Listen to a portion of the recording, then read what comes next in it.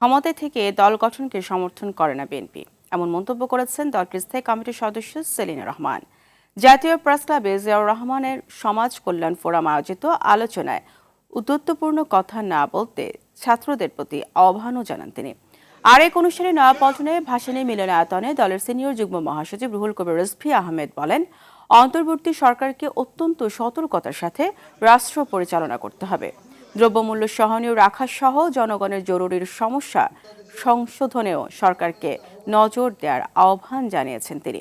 কুমিল্লা আইনশৃঙ্খলা বাহিনীর নির্যাতনে যুবদলের কর্মীর মৃত্যুর নিন্দা জানিয়ে সুষ্ঠু তদন্তের দাবিও জানান রিজভী।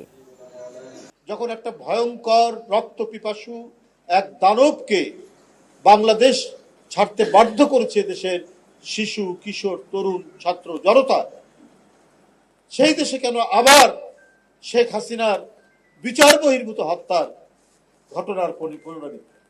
বুঝলাম ছেলেটি খারাপ, বুঝলাম ছেলেটা অপরাধী, সেই অপরাধ মাপা এবং বিচার করার দায়িত্ব তো আদালতে।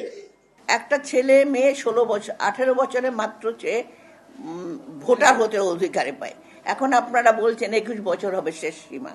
এগুলো কেন কেন এগুলো করছেন আপনারা? আপনারা তো এই যদি এবারও না পারেন, সামনেই তো আপনাদের তো দল, আপনারা তো আসবেন।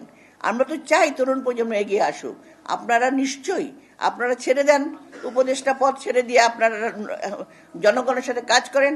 আপনারা দল অবশ্যই করবেন, কেন করবেন না?